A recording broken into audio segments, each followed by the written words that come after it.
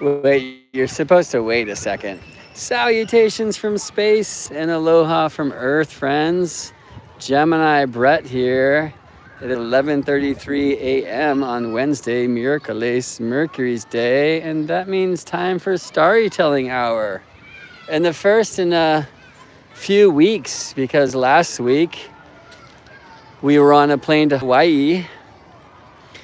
So I have been Hawaii'd, kind of. And the week before, we were on a plane to Seattle for the Great NORWAC Conference. I meant to do this with a pot of tea from home, our new home in Berkeley today, but the internet's out. And it was nice to receive an apology by text message from the internet provider, but that doesn't put us online, does it? And so here we are at a park, as you can hear, with a bunch of campers on the slide. So I won't speak for too long today because stars seem to be aligning in different ways. But I did want to share a little bit about what's on my mind and some research I really want to conduct. And I was able to do a little bit of it on the phone app in the last 20 minutes. My question is, what is the most time that Venus can spend in Aries? And when in recent history did that happen? So I will share a little bit more about why that's on my mind and in my heart right now, what I feel it might mean, how times are changing, and sometimes in recent history that, like this year of 2025, featured Venus camping out in the sign of Aries for a time. I just want to check in with chat. We get Martin saying it's almost my birthday. Happy almost birthday, Martin. May it be a most revolutionary revolution ahead for you. And then I see Venus Revive is here. So fantastic. Stars have aligned, especially that beautiful bright morning star, who is heading home to Taurus, at least according to our tradition, right? Venus is said to have two domiciles in the zodiac, one called Libra and another called Taurus. And of course, Venus, like the other visible planets, are said to have bounds and decans and other signs as well. And Venus is said to be an honored guest, or said to be exalted in the sign of Pisces, right? So I'm intrigued by all of this because on one level, in Hawaii last week, I was just struck by the power of an amazingly bright Venus in a rather dark sky that allowed me to be once again bewildered by the morning star.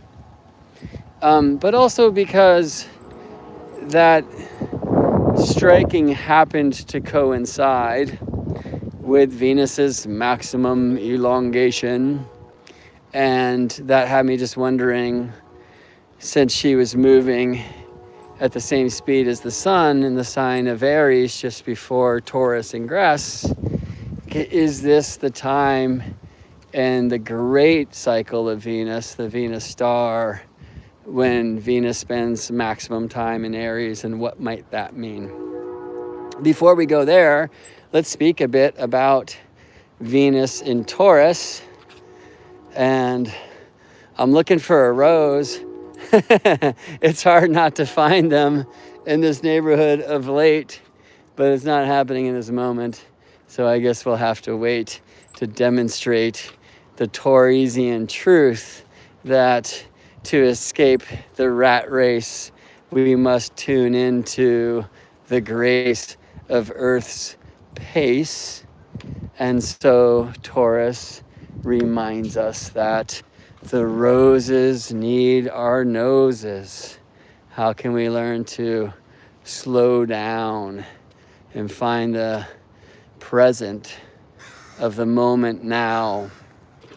And as we know, this Venus currently in Aries, about to be in Taurus, is reflecting Gemini light. We've not only started our Gemini month, as we do each year in the month of May, but our Gemini month as well, since we had Gemini new moon recently, and that Gemini new moon was conjunct Mercury. So there's a lot of Gemini going on, as much as we can see the Taurus trees blessing our background.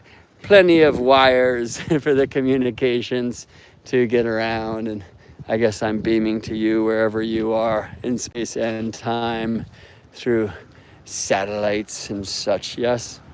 So how can we slow down and find the present of the moment now with all of the rat race training we've gone through, and with the overwhelming exchange of information, some of it probably quite untrue, but in Gemini truth, there are many, many, many truths.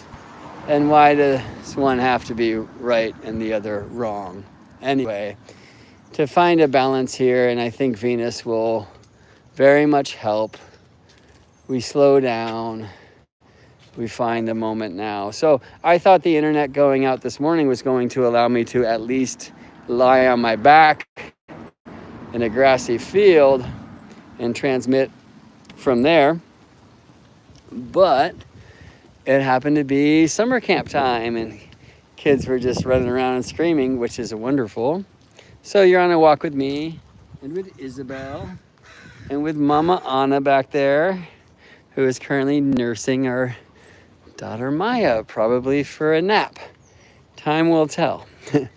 Before I even launch in, and I'll mention this again before we are complete, but I just want to share with you that Anna and I are now together co-leading a journey through the planets in our constellations community. And if you have not already, we very much invite you to align your star with ours. Constellations is the school of Earth Astrology's membership community.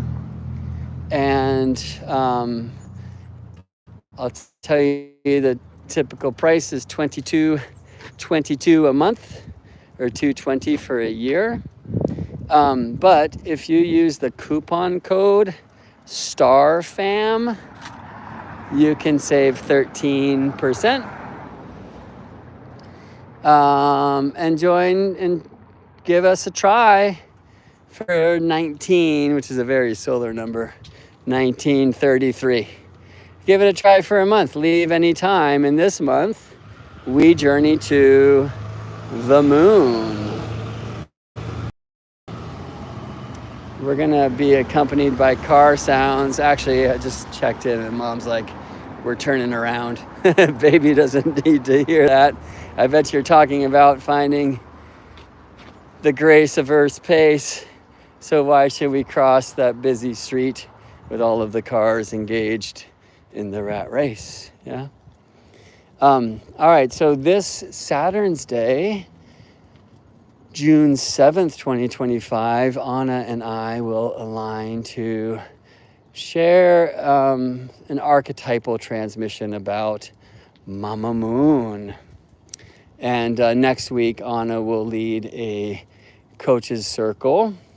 And the following week, I will take an Earth Astrology deep dive using some of our sister sciences like sacred geometry and musical harmony and number magic to really open to the mysteries of the soul of moon, the light that changes. Last month, we traveled through the spirit of the sun. We set our controls for the heart of the sun. And it's going to be like that. We're literally devoting a month to each of the planets and taking our time, which feels so nice. I was reflecting, and I've shared this here, but how I was initially presented with the archetypes of the planets astrologically in one day of a 3-day retreat. And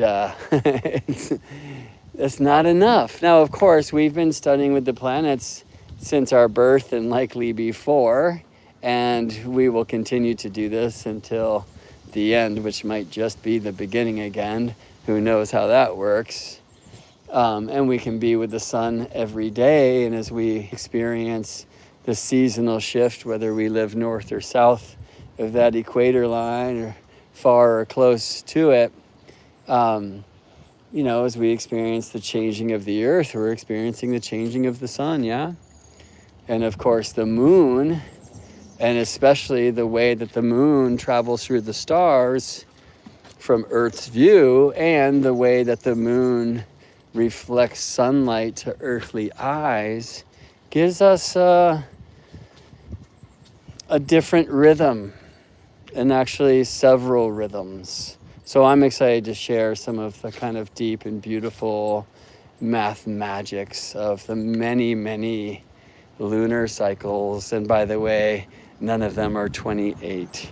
All right, well, what does this have to do with Venus moving into Taurus? Well, a huge piece of that is finding the natural rhythms. So one thing that I will be sharing about, and actually encouraging as a living practice of Earth astrology, is connecting to the cycles of the tides throughout the month, throughout the day, throughout the 18.6-year nodal cycle. And by the way, next month in July, if you're into that whole Gregorian trip, our journey will take us through a dance with the lunar nodes, which really are three things: sun, moon, and earth. And speaking of earth, that's month 4, right? And really coming into the fourness of the directions and the seasons and the elements and the manifestation of the cross, and how it shows up as the cross of matter inside the circle of spirit, and how that is a chart. And so we'll spend some time, of course, therefore, with the rise and the reach and the rest and the roots. That is the angles of the chart. So anyway, if you haven't given us a try yet or aligned your star with ours, I really encourage you to. This is going to be a beautiful month where we receive sunlight through the unique reflection of that crescent of soul called moon. And give it a try for a month, and remember to use the coupon code STARFAM, all one word, when you head over to GeminiBrett.com and click on the Constellations Community tab, or you can do GeminiBrett.com/constellations, or if you're a fan of brevity, GeminiBrett.com/join. But why brevity? The cow has many, many stomachs, and even that mastication of the grass is the beginning of the digestion. We're told that if we eat with our hands, which is the wise way to go, the boy in our house, Koa, demonstrates this beautifully, even though about to turn 10, that it's the oils in our fingers that actually begin the digestion. And you can go well before then. I'm sure you've tuned into this idea of growing your own food, and that when you do, it is wise to let the seeds spend some time in your mouth. And if there's 4 in your house, doing away, have 4 rows of carrots seeds that have been informed by each of you individually, which is a really intriguing thing to consider, right? So the School of Earth Astrology is interested in, invested in finding more ways for us to live as vows to the marriage of heaven and earth, for us to be conduits of the energies above and below, and to connect with the planets in this way. So as I was sharing before, we recently were in Hawaii. It was tricky because leading up to the NORWAC conference, we kind of suddenly found a place to rent and decided to move out of our house and put it up for sale. And it's just been a lot of work. Like, I don't know how demonstrated this has been for me astrologically, but I've been describing it to those like you who are astrologically informed as one of the most like 6th house periods of my life. And then preparing for the NORWAC conference, which is so wonderful. And I was really honored to have been invited to do a post-conference workshop along with 2 presentations. But if you've seen my slideshows, you know that means a lot of time spent as it was. And so finding time to do that while also in the move, it was just like really at that kind of Aries flame pace. And then we ended up coming home for one night before jumping a plane to Hawaii the next day. So it was really hard to like receive the grace of Earth's pace in Hawaii. And we were there actually to support my nephew who ran the half Ironman, which is just about as Mars as you can get, right? And so in many regards, like, I don't think it was meant to be totally tourist time, but we found it there. Of course, we found a connection to the land, to the mysteries. On our last day, we visited a amazing ancient petroglyph site. And the first night, clouds allowed me to, with some significant motivation when awakening in the middle of the night, to get outside and to connect. And I took a drive to find a place where I could be with the stunning river of stars, the Milky Way band, which of course I never get to see around here. How many street lights have you counted during this walk already? And to just be with that beautiful river of stars. Some say it's the milk of Lakshmi or the milk of Hathor, you know? And to feel that just wondrous energy of the galactic bulge, and I guess contrast to the sharp volcanic rock of Hawaii, of the Big Island.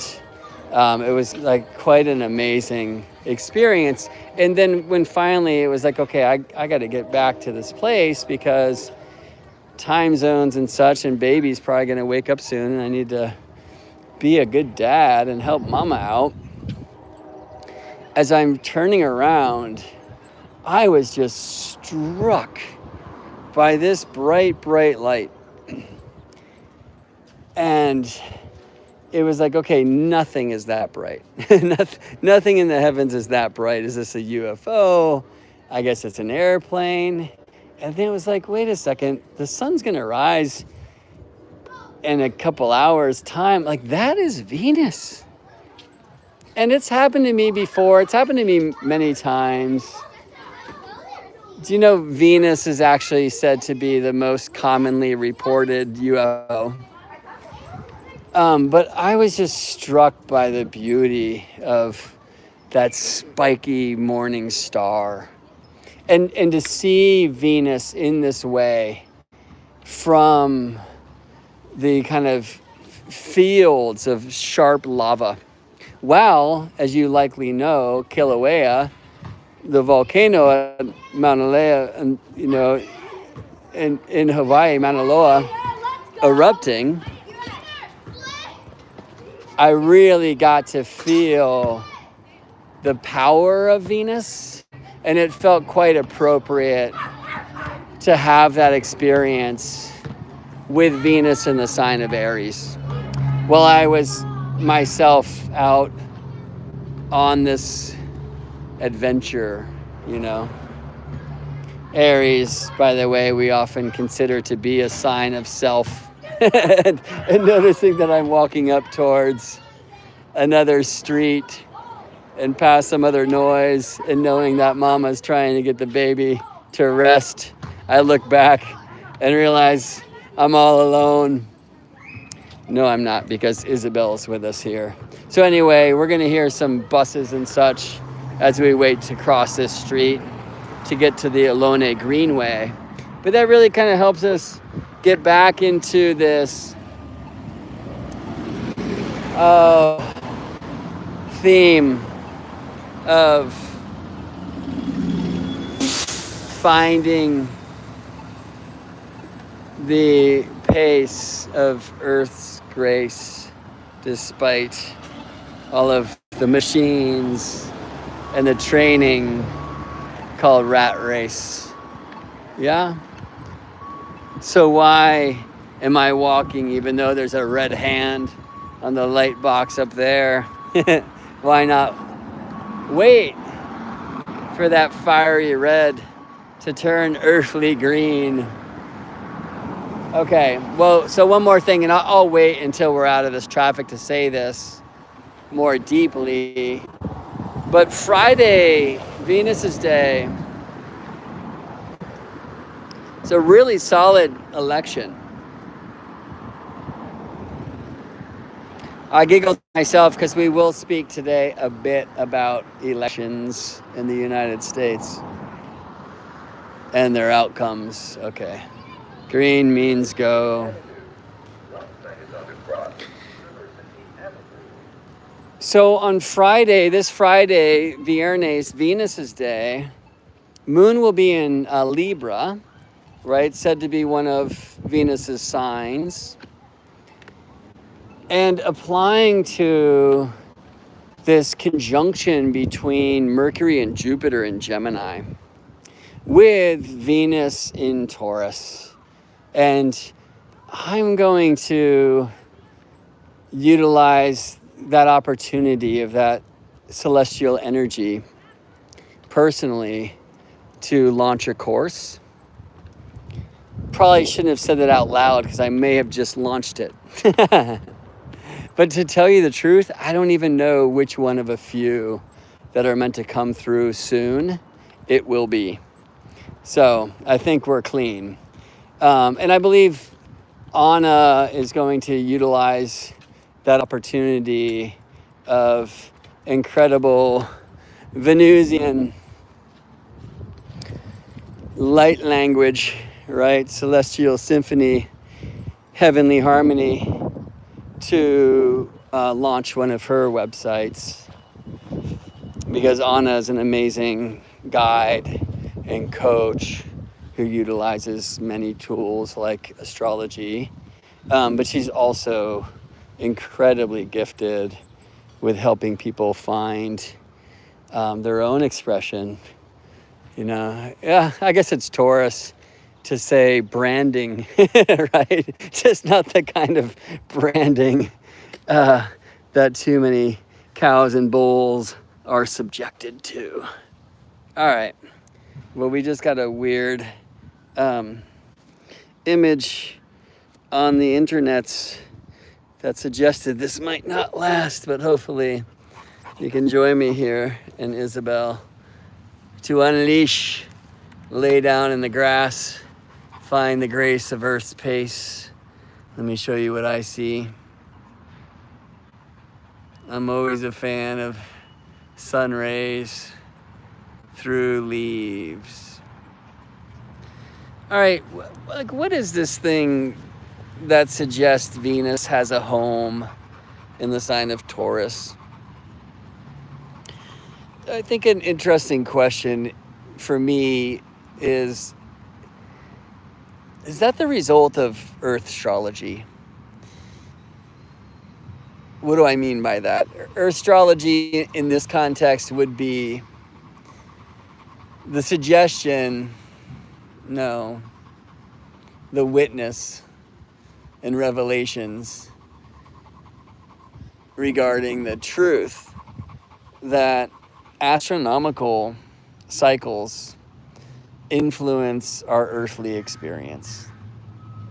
I love to say that astrology is so much more than some symbolic language alone. Astrology is the poetic breath of nature. So, when we re-nature our astrology by reconnecting to the living sky, we will remember the roots of the rules and the proofs of the astrological equations we use. Now, I used to say astrology is not some symbolic language. Astrology is the poetic breath of nature, etc. And these days, no, astrology is much more than some symbolic language alone, because astrology is also symbolic language. Much of what I do as a practicing astrologer relies on tools and codes that I can't see with my naked eye. Right, so dispositorship, modern times people like to say it as rulership, a word that I do not enjoy. But, dispositorship is one of these things where it can be tricky to find natural reasoning, especially when we act locally but think globally. Because the idea that the sun rules Leo, for example, I think we can find resonance there from the northern hemisphere seasonal view. But even in northern hemisphere spaces like London versus Honolulu, there's such significant seasonal difference. And of course, the tale of two hemispheres, north versus south, makes it particularly difficult to justify tropical astrology through this seasonal expression of sun signs. And I'm one of these cats who asks why. Now, I've come to find that, like so many sacred systems of ancient wisdom traditions, the zodiac is a directional device. In fact, I would suggest that the energies of the tropical signs are directionally defined. And that's a tale for another time, though I guess I should say that Taurus is northeast of Earth, of the center of the Earth where we all connect, and that's true in Timbuktu, northern hemisphere, and in Cape Town as well. Hey pup, that's a little too Aries Mars and not enough Libra Sun. That's part of Aries, that's part of Isabel's chart. You can hear some sirens, and she's, I think, trying to figure out how to deal. And isn't that how it is here on Earth? We're hearing sirens, and how do we deal? How do we stay connected to Earth? How do we hold space for whatever's happening over there and keep prayer for it to stay over there and not right here? But to also be present with the present, despite that plane flying overhead, that car racing to wherever it's going, those sirens blaring to hopefully help, all the things, right?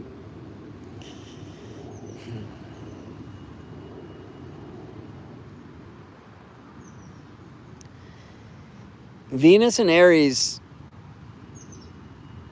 is an intriguing puzzle. Now, I began in a school where there's no rulership rules. There's no Venus is at home in Taurus and Libra, and therefore in exile in the signs of Scorpio, which is on the opposite side of the world from Taurus, or Aries, which is on the opposite side of the world from Libra.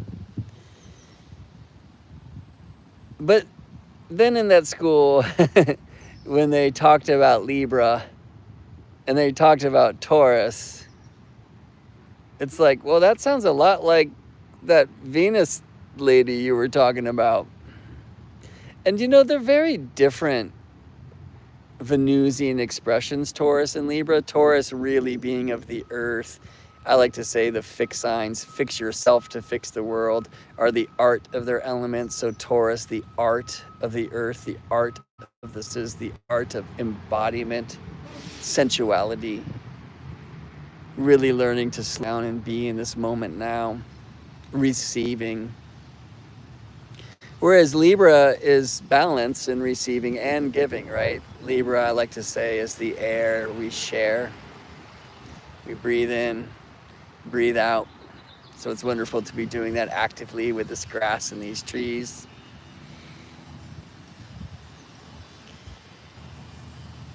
Pisces, the place where Venus is said to be exalted, feels much more in tune with that Greek agape, right? In a language that's wise enough to have many words for love.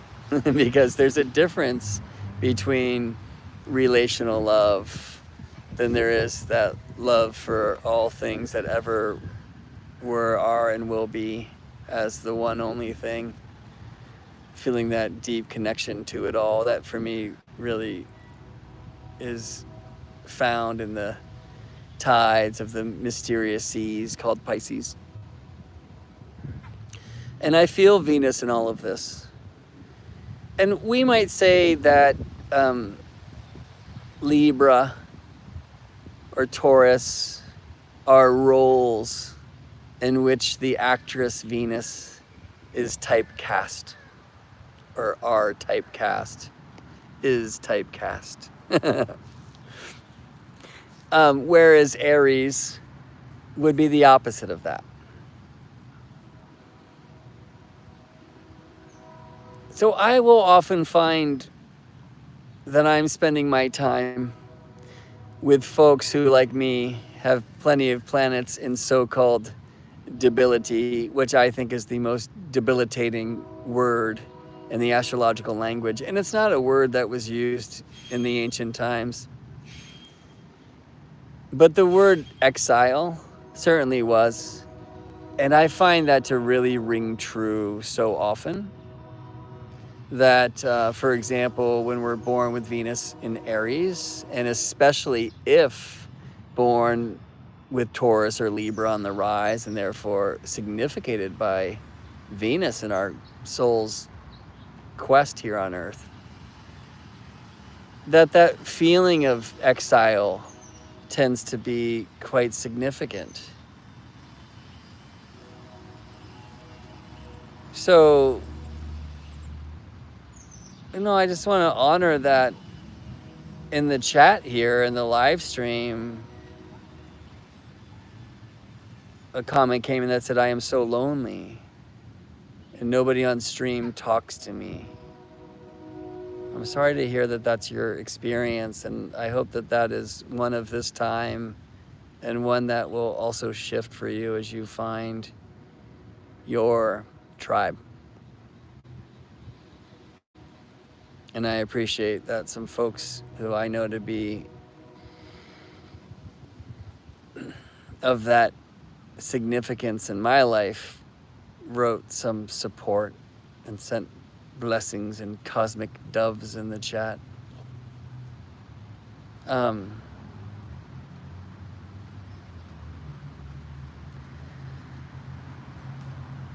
There was another statement here that they say I am unstable.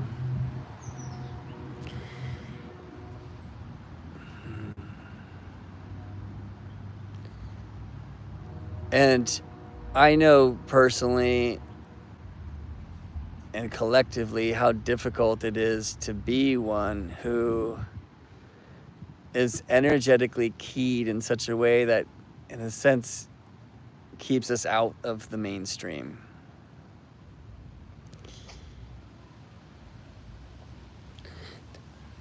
For me, this is what it looks like to have the exiled planet on the chart, or to be living in a through a period of the heavenly harmony where that's a significant note in the song. And I think that courage to voice some of the challenges we have, and then the gift of embracing what we are,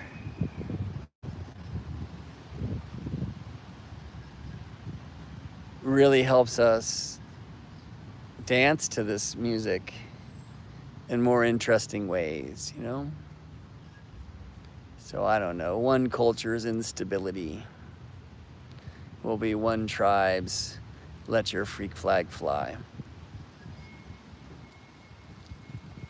And it's something we kind of have to do to find our crew, you know? And it takes courage, which can be an Aries word. You know, courage actually might be more of a Leo word, which is acting courageously in the face of fear. No, sorry, acting bravely in the face of fear. Courage. But bravery, there is no fear. It's before all that. It's just acting because it's the way to act. So I'm going to just share more quickly about the Venus star. Every 8 years, Venus and Sun form a pentacle, 5-pointed star in Earth's zodiac. And the star very slowly retrogrades its way through the zodiac over the course of more than 1,200 years. And so it won't always be this way, but in recent decades, the Venus star points, as we call them, have been highlighting the signs of Aries, Scorpio, Gemini, Capricorn, and Leo. Aries, Scorpio, Gemini, Capricorn, Leo. Aries, Scorpio, Gemini, Capricorn, Leo. Aries, Scorpio, Gemini, Capricorn, Leo. That will look backwards in a sense from your camera. You know, from the sun's point of view, it's Earth and Venus aligning in a 5-pointed star, kind of in a 10-pointed way. But I digress. It is interesting to know that in recent years, many years, 3 of these 5 Venus star points have been in signs, Aries, Scorpio, and Capricorn, that according to the cosmic code of ancient astrology have resonance with the planet Mars. Aries, Scorpio being Mars's homes or domiciles, said that Mars is the domicile lord, in other words, the landlord of Aries and Scorpio alike. In Capricorn, though Saturn's home, is said to be the place where Mars is an honored guest or exalted.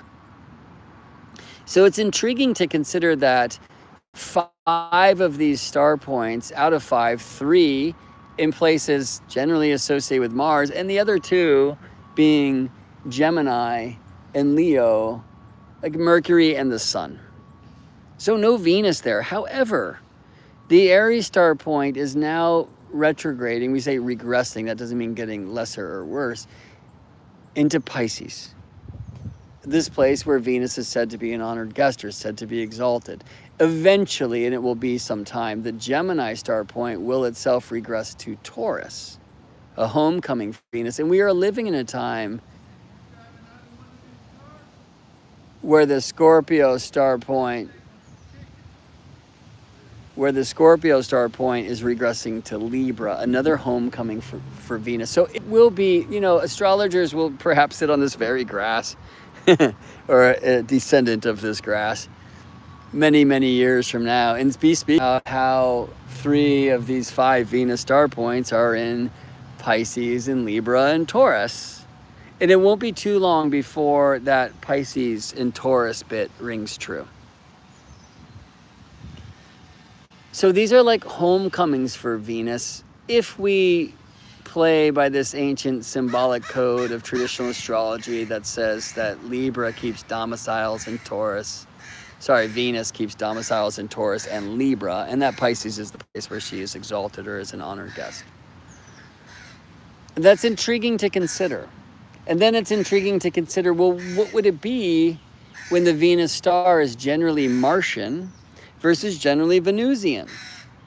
Might it be a time where we find some more discord or exile in the ways of Venus? Now, I will share historically, these Aries and Scorpio star points have been around and activated, depending on how you do the math and track the cycles.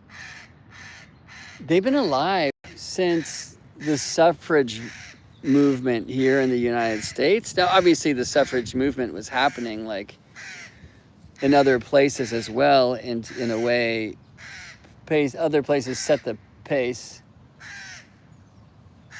This crow has a lot to say.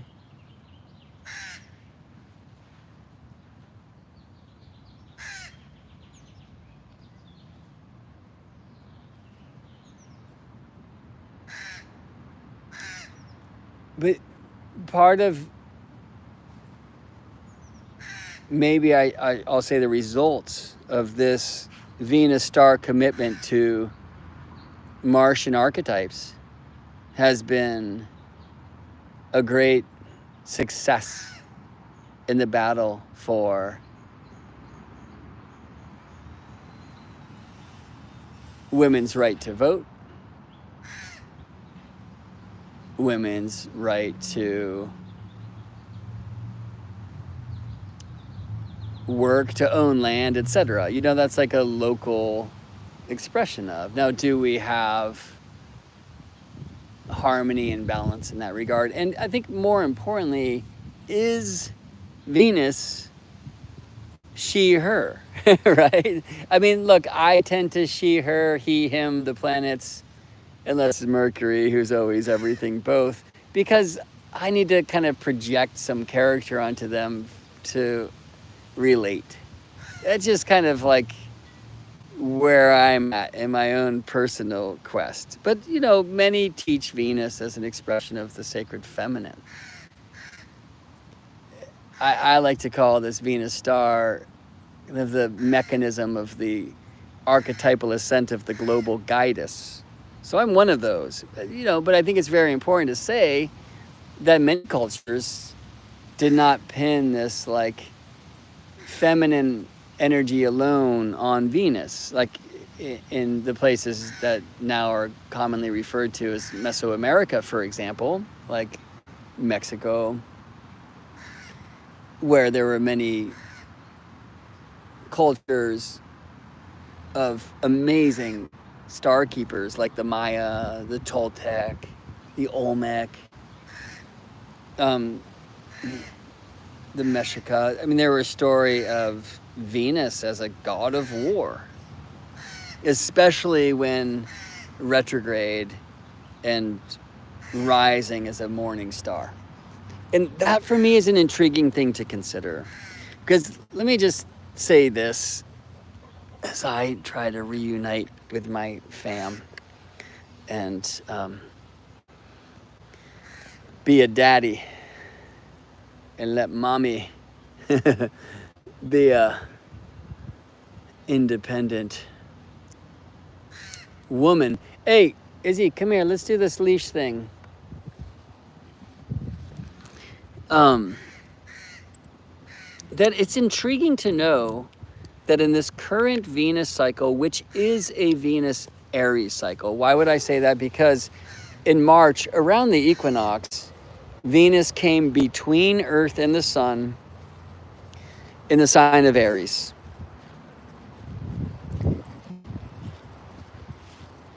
And so for me, this has become the imprint of the archetypal intent for Venus for 19 months. Venus comes between Earth and the Sun when Venus is retrograde and therefore passing Earth by. Every 19 months, every 584 days, every 583.92 days, but who's counting? We are. And I find it's that retrograde Venus-Sun conjunction that really speaks of the archetypal intent for the 19-month cycle ahead, during that cycle, in the middle of that cycle, Venus will go behind the sun. And this is direct Venus conjunct the sun. And I see that initiation that's to achieve this archetypal intent. So in this particular cycle, I've come to call it an Aries Capricorn cycle. Aries intention, Capricorn initiation. And I could speak about that forever, and I think I will another time. I should say that where I was initially trained at the Shamanic Astrology Mystery School, now in a sense, there's a bit of a split. Daniel Germario, my first teacher, is now at the Turning of the Ages Mystery School. Kaylin Castell, now at Venus Alchemy. According to their approach, which is beautiful and genius and powerful, we actually began in March a Pisces Venus cycle, and it's the first Pisces cycle of our. The difference is they're not using the exact Venus-Sun conjunction to determine the archetypal intent of the cycle. They are waiting for Venus to become visible as a morning star, and they're using a 10-degree rule, as many others do, like Adam Gainsbourg, to kind of mathematically suggest when that heliacal rising of Venus is, when Venus, having moved through the beams of the sun, is reborn visibly as a morning star. Now the issue is, and it's most challenged by the Aries cycle, interestingly, for all sorts of beautiful astronomical reasons I'm not going to get into today. The issue is the 10-degree rule, while likely a good global average, does not act locally. And so some people in this Aries cycle saw Venus as a morning star and an evening star in the same day.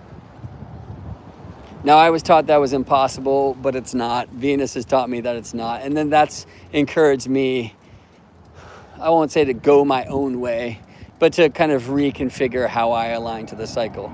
Now, that all being said, because now I'm working with the exact conjunction of Venus-Sun to determine the archetypal intent of the cycle, and that would be Aries here in 2005, 2025, 2026, until Venus next comes between Earth and Sun in Scorpio in late October of 2026. The star does shift, and it will be in 16 years. 2 Venus stars, which require 8 years for their 5 star points to be traced. It'll be in 16 years from 2025.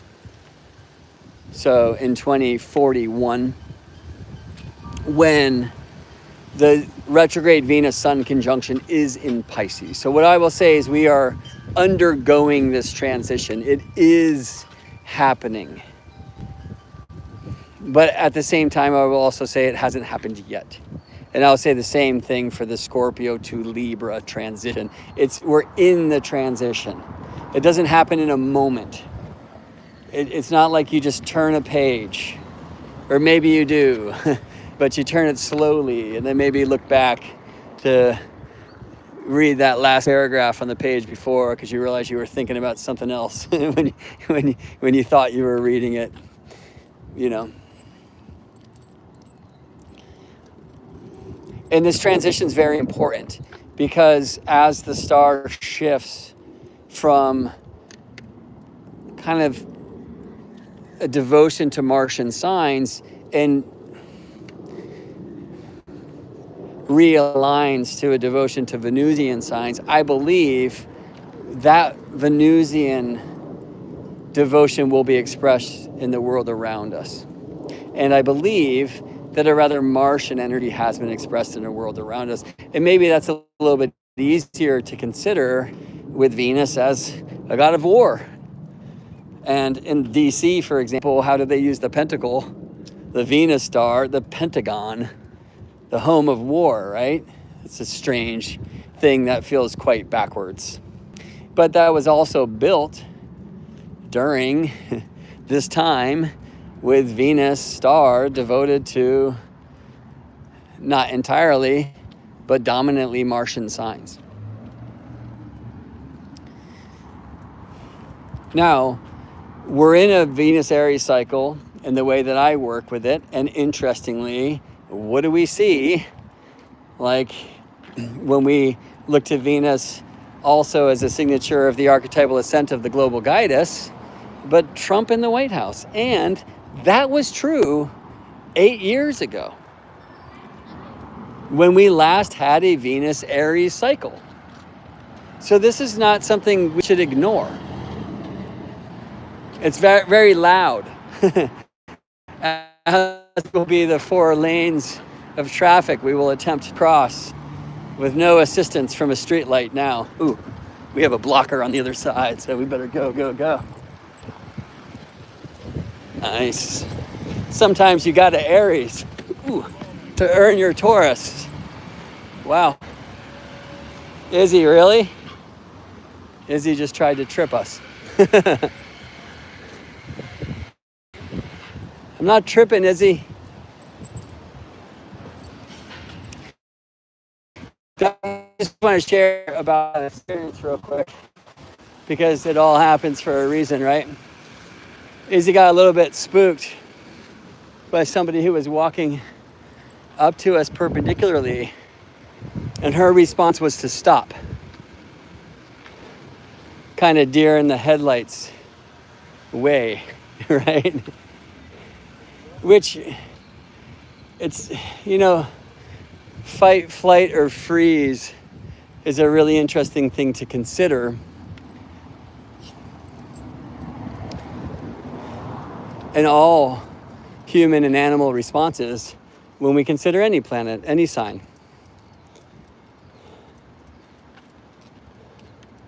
And so we just had a little bit of that.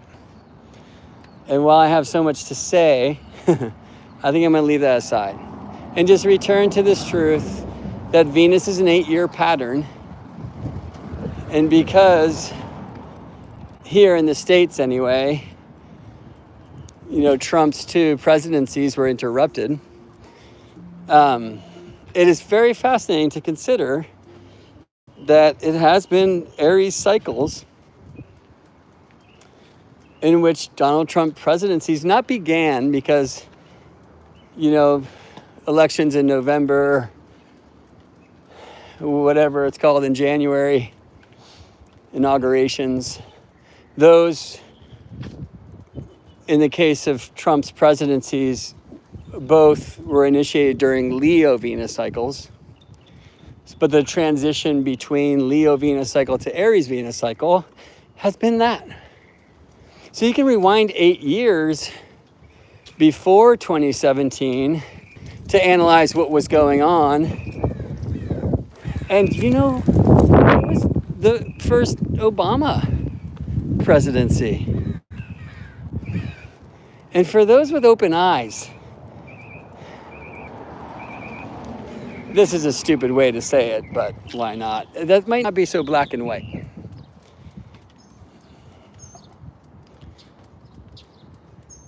And to also just consider kind of the disruption, at least in the financial market, and many, at least modern astrologers do associate money with Venus, that was happening in that 2008-2009 period. It's an interesting thing to consider, especially knowing that the president that preached hope and change, that many of us had hope would cause great change, just bailed out the bankers.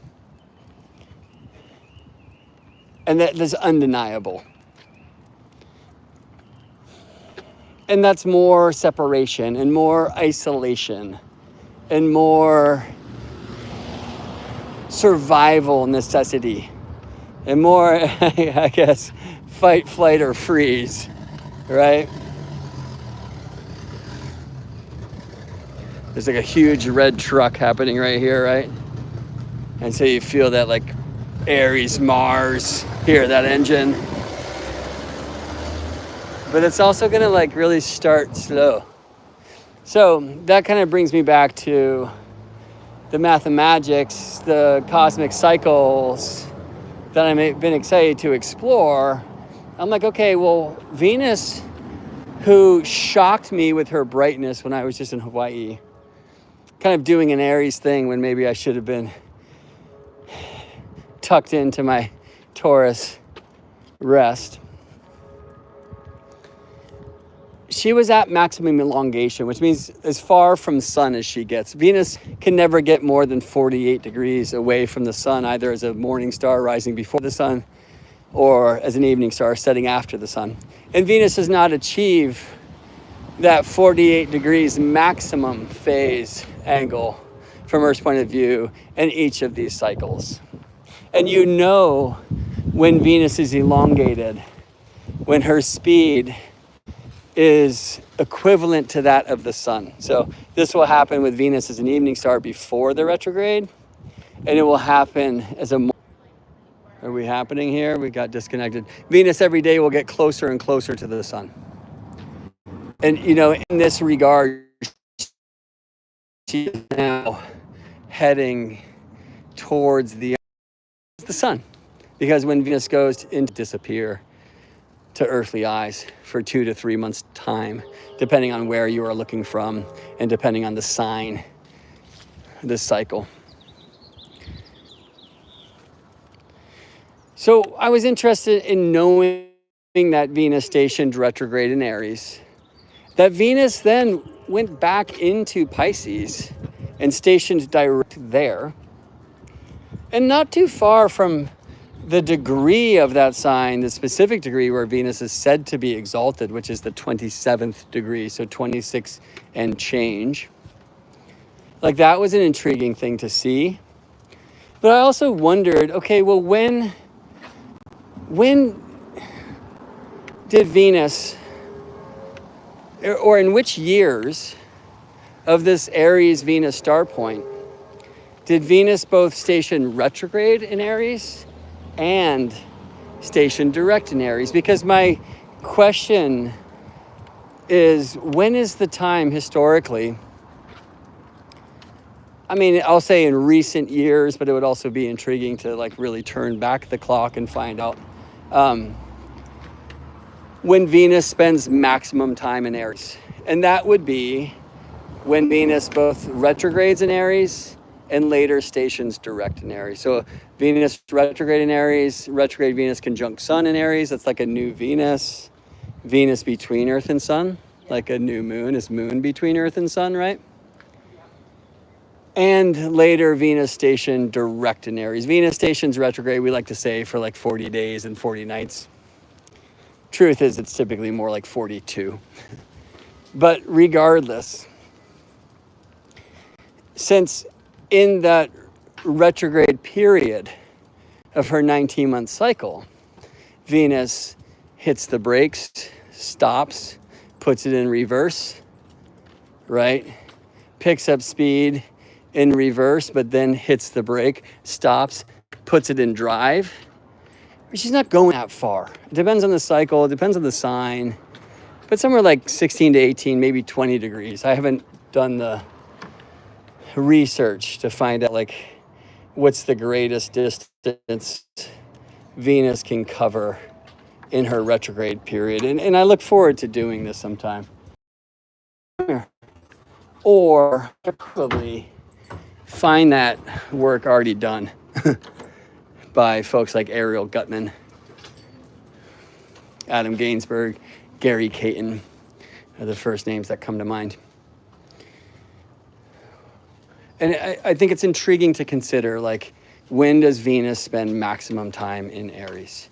Now, looking back, I found, because you can just go back 8 years, then 16, then 24, then 32, like the Venus star is an 8-year thing. Looking back, I found that in recent history, the time where Venus both stationed retrograde and stationed direct in the sign of Aries in recent history was in 2001. Pretty interesting year.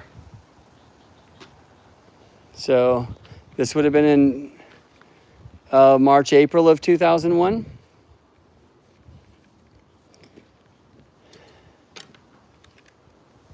And of course, therefore, about half a year before 9/11, which changed everything. And by the way, we're still experiencing that change. And if people could wake up to that, perhaps we could get through it. Now, I've seen a very important and powerful eclipse, excuse me, in the June solstice of 2001, which in its own cycle repeated in 2020. And those of you who have opened your eyes will see how those, excuse me, 2 times that should make us want to cough to death are intimately related. But that's a different cycle. And ours is a study of wheels within wheels. So to stay with Venus 5-pointed hubcap, rewinding time as well, because some of you may have read the words of the necessity for the next Pearl Harbor that were written before the 9/11 event. Rewinding time, we will find that Aries Venus was also cycling during Pearl Harbor.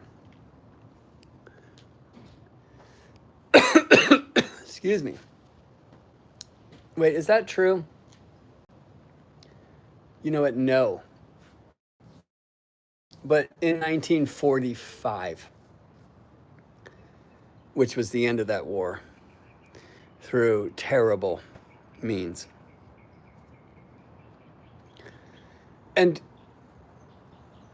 it is intriguing right now. I think part of this will really dance to Gemini Moonth configured to Gemini Mercury, who's now going to shake hands with Gemini Jupiter, right? Like, where can we find rest when there's so much information overload, like some of you will have just experienced, like, oh, that's all too much.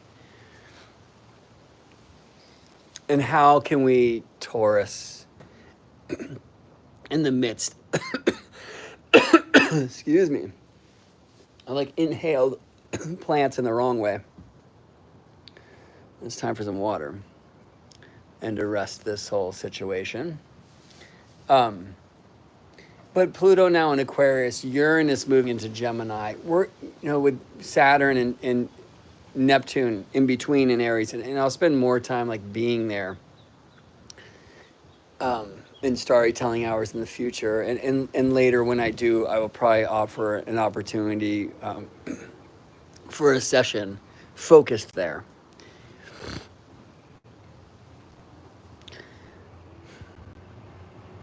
But the information overload, and especially the challenge of what is true and what is not, and what is real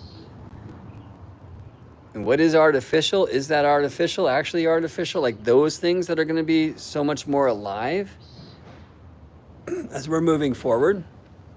It's going to be very tricky. But let me say it differently. It's going to be very important to stay human. So it's my wish that though now Venus is moving faster than the sun, and therefore will spend less than 30 days in the sign of Taurus, it is my wish that this homecoming for Venus will help each and every one of us come home, to drop in, to slow down, to unwrap the present of the moment now, and verb, to remember that the roses need our noses, and really earth. I think I'll say maybe this Taurus Venus square Aquarius Pluto coming soon to a theater called You might be one of the most important transits of the year. And I hope you will, as much as we love the Aquarian space waves, choose a whole lot of Taurus in that mix. I hope you will, perhaps with Venus coming back to Taurus, maybe Friday on Venus's day would be a great day for this, clouds allowing. Wake up before the sun. reintroduce yourself to that beautiful, bright morning star, Venus, that goddess. Reintroduce yourself and ask her to reintroduce herself to you, and ask her light to guide you, at least for this month ahead.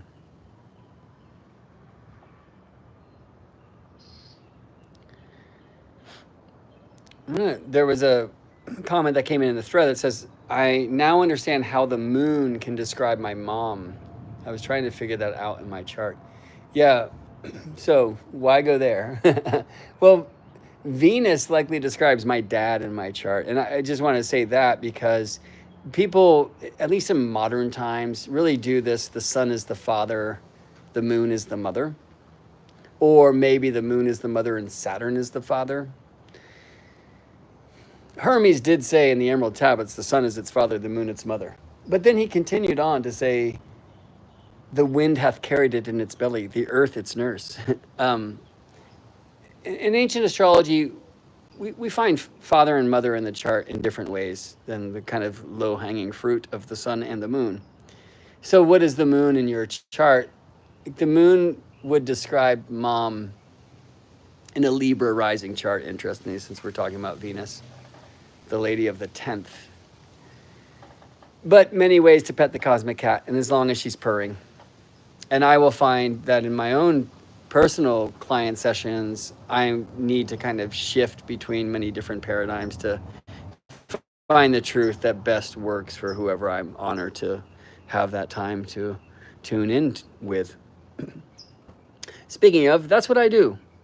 If you want to support this work, book a session. Or you'll find a donation button at GeminiBrett.com. You'll find a sessions button where you can align, whether for a short 33-minute dance or the full 90-minute introduction session. There's never enough time, but we can also get so much done. And if you don't speak astrology, we don't speak astrology words. And if you do, we probably speak a lot of them.